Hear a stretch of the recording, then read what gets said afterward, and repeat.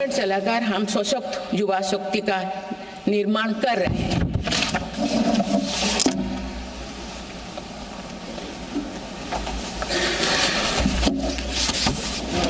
माननीय सदस्यगण, विकसित भारत के निर्माण में किसान, जवान और विज्ञान के साथ ही अनुसंधान का बहुत बड़ा महत्व है। हमारा लक्ष्य भारत को ग्लोबल इनोवेशन पावर हाउस बनाना है। देश के शिक्षण संस्थानों में अनुसंधान को बढ़ावा देने के लिए 50,000 करोड़ रुपया की लागत से अनुसंधान नेशनल रिसर्च फाउंडेशन स्थापित किया गया है। 10,000 करोड़ रुपया के लागत से विज्ञान धारा योजना के तहत विज्ञान एवं प्रौद्योगिकी में इनोवेशन को बढ़ावा दिया जा रहा है। आर्टिफिशियल इंटेलिजेंस के क्षेत्र में भारत के योगदान को आगे बढ़ाते हुए इंडिया AI मिशन प्रारंभ किया गया है। राष्ट्रीय क्वांटम मिशन से भारत इस फ्रंटियर टेक्नोलॉजी में दुनिया के अग्रणी देशों की पंक्ति में स्थान बना सकेगा। मेरी सरकार देश में बायो मैन्युफैक्चरिंग को बढ़ावा देने के उद्देश्य से बायो ई-ट्री पॉलिसी लाई है। ये पॉलिसी भविष्य की औद्योगिक क्रांति का सूत्रधार होगा। बायो इकोनॉमी का उद्देश्य प्राकृतिक संसाधनों का कुशल उपयोग करना है, जिससे पर्यावरण को संरक्षित करते हुए रोजगार के नए अवसर पैदा होगा। माननीय सदस्यगण, मेरी सरकार ने अर्थव्यवस्था को पॉलिसी पैरालिसिस जैसे परिस्थितियों से उबरने के लिए मजबूत इच्छा शक्ति के साथ काम किया है। कोविड और उसके बाद के हालात एवं युद्ध जैसी वैश्विक चिंताओं के बावजूद भारतीय अर्थव्यवस्था ने जो स्थायित्व एवं रेजिलियंस दिखाया है, वो उसके सशक्त होने का प्रमाण है। मेरी सरकार ने ईज ऑफ डूइंग बिजनेस को बढ़ावा देने के लिए कई महत्वपूर्ण कदम उठाए हैं। वन नेशन वन टैक्स की भावना के तहत GST को व्यवस्था लागू की गई है, जिसका फायदा सभी राज्यों को मिल रहा है।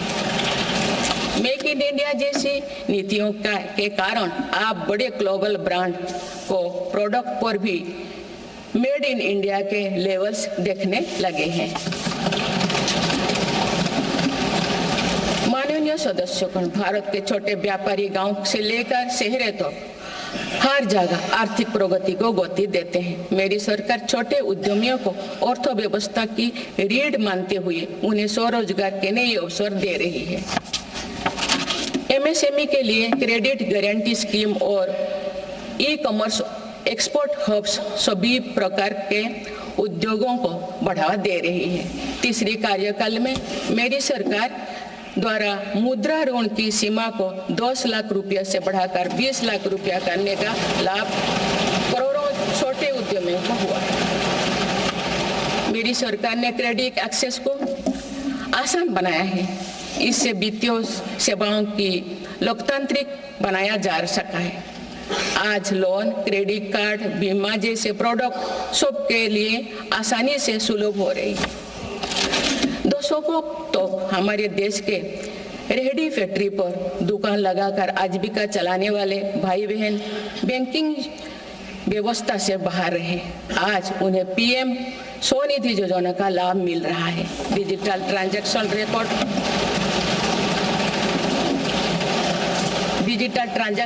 रिकॉर्ड के आधार पर उनको बिजनेस बढ़ाने के लिए और लोन मिलता है। ONDC की व्यवस्था ने डिजिटल कॉमर्स यानी ऑनलाइन शॉपिंग की व्यवस्था को समावेशी बनाया है। आज देश में छोटे बिजनेस को भी आगे बढ़ाने का समान अवसर मिल रहा है। माननीय सदस्यगण, मेरी सरकार ने 10 वर्षों में प्रगति के जो नए अध्याय लिखे हैं, उनमें से एक स्वर्णिम सोपान भारत को डिजिटल क्रांति का भी है।